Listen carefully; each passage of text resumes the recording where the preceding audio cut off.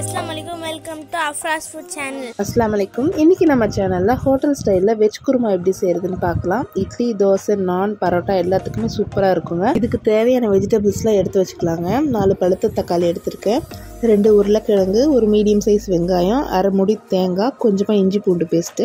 Veg குருமாங்கிறதுனால carrot பீன்ஸும் சேர்த்திக்கலாங்க. இன்னைக்கு நான் உருளைக்கிழங்கு மட்டும் போட்டுக்கிறேன். உருளைக்கிழங்கு தோல் சீவி மீடியம் சைஸ் கியூப்ஸாக கட் பண்ணிக்கலாம். வெங்காயத்தையும் நல்லா ஃபைன் சாப் பண்ணி வச்சுக்கலாங்க. இந்த மாதிரி அதே போல் எடுத்து வச்சுருக்க 4 தக்காளியும் நல்லா ஃபைன் சாப் பண்ணிக்கலாம். அரை மூடி தேங்காவை நான் மிக்ஸி ஜாரில் ஆட் பண்ணிக்கிறேன். இது கூட ஒரு 1.5 ஸ்பூன் சோம்பு ஆட் பண்ணிக்கலாம். 2 டேபிள் ஸ்பூன் பொட்டுக்கல் ஆட் பண்ணி அரைச்சி ரெடியாக வச்சுக்கலாங்க. ஸ்டவ் ஆன் பண்ணி குக்கரில் எண்ணெய் ஊற்றி பட்டை, கிராம்பு, ஏலக்காய் தூள் போட்டு தாளிச்சிக்கலாம். இது கூட homemade garam masala 1 spoon add பண்ணிக்கலாங்க. அதுக்கப்புறம் நம்ம கட் பண்ணி வச்சுருக்க வெங்காயத்தை ஆட் பண்ணி நல்லா வதக்கிக்கலாம். கொஞ்சமாக உப்பு சேர்த்து வதக்கிக்கலாங்க, சீக்கிரமாக வதங்கும். இப்போது 1 ஸ்பூன் இஞ்சி பூண்டு விழுது போட்டு நல்லா பச்சை வாசனை போகிற அளவுக்கு நல்லா வதக்கிக்கலாம்.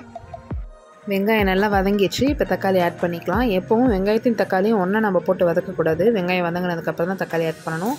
தக்காளி வதங்கிறதுக்கு மஞ்சத்தூள் ஆட் பண்ணி நல்லா வதக்கிக்கிறேன். கொஞ்ச நேரம் மூடி போட்டு வேக வச்சுட்டு இப்போ கட் பண்ணி வச்சுருக்க உருளைக்கிழங்கை ஆட் பண்ணிவிட்டு 2 ஸ்பூன் மிளகாய்த்தூளும் கொஞ்சமாக உப்பும் ஆட் பண்ணிக்கலாம். நல்லா மிக்ஸ் பண்ணிக்கலாம். பொட்டுக்கடலையும் சோம்பும் போட்டு தேங்காய் அரைச்சி வச்சுருக்கோம் இல்லையா, அந்த விழுதை இப்போ ஆட் பண்ணிக்கலாம். குருமா கன்சிஸ்டன்சிக்கு தேவையான அளவுக்கு தண்ணி ஊற்றி நம்ம மிக்ஸ் பண்ணிக்கலாம். கடைசியாக இதில் 1 ஸ்பூன் தேங்காய் எண்ணெய் விட்டுக்கலாங்க, நல்ல மணமாக இருக்கும். இப்போ குக்கரை க்ளோஸ் பண்ணி ஒரு விசில் விட்டு திறந்து பார்த்துக்கலாம். நல்லா வெந்துருச்சு, சூப்பராக ரெடி ஆயிடுச்சுங்க நம்மளோட ஹோட்டல் ஸ்டைல் வெஜ் குருமா. மேலே கொத்தமல்லி தலையை தூவி சர்வ் பண்ணிடலாம்.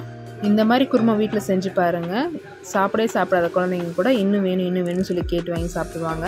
இந்த வீடியோ உங்களுக்கு பிடிச்சிருந்துச்சுன்னா மறக்காமல் லைக் பண்ணுங்கள், ஷேர் பண்ணுங்கள், கமெண்ட் பண்ணுங்கள். அஃப்ராஸ் ஃபுட் சேனலுக்கு சப்ஸ்கிரைப் பண்ணிக்கோங்க. பக்கத்தில் இருக்க பெல் ஐக்கானையும் ப்ரெஸ் பண்ணிக்கோங்க. ஜஸாக்கல்லாஹ் ஹைர்.